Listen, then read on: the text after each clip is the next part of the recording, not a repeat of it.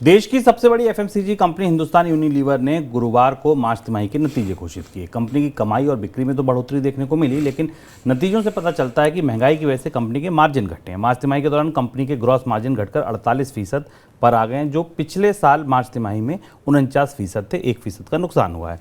HUL की parent company Unilever के CEO ने कहा है कि भारत में ग्रामीण क्षेत्रों में महंगाई का दबाव बना हुआ है, जिसकी वजह से उनके मार्जिन पर, उनकी सेल पर असर देखने को मिल रहा है। सर, ग्रामीण क्षेत्र के बारों पर खास टिप्पणी की है, क्या बताते हैं एचयूएल के नतीजे? शुभ, अगर एचयूएल के नतीजों को भीतर जाके देखा जाए तो हमेशा एफएमसीजी कंपनियों के मामले में उनकी वैल्यू और वॉल्यूम ग्रोथ के बीच में तुलना करना ज़रूरी होता है, ताकि हमें समझ सकें कि बाजार के बारे में वो क्या संकेत दे रहे हैं और उसका शेयरों पर या निवेश पर क्या असर पड़ेगा।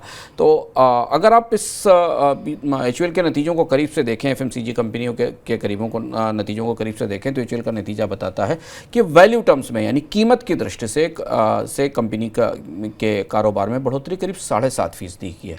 पर अगर वॉल्यूम के आधार पर देखें, यानी मात्रा के आधार पर देखें, तो ये बढ़ोतरी 4% पर स्थिर है और पिछले 1 साल से स्टेबल है, इसमें कोई बढ़ोतरी नहीं आई है। वॉल्यूम का अर्थ ये कि कंपनी अगर साबुन बनाती है तो कितने हजार संख्या में साबुन बिकते हैं, और चूंकि कंपनी ने बीच में कीमत बढ़ा दी थी तो कीमत के आधार पर उसका रियलाइजेशन बेहतर हो गया और इसकी वैल्यू ग्रोथ बेहतर दिखाई देती।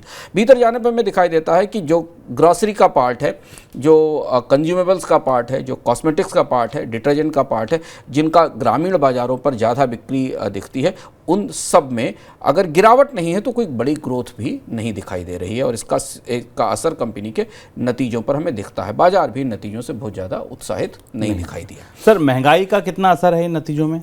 महंगाई का 2 तरह से असर दिखता है नतीजों में। एक पहला असर दिखता है कंज्यूमर के हाथ में और दूसरा असर दिखता है कंपनी के हाथ में।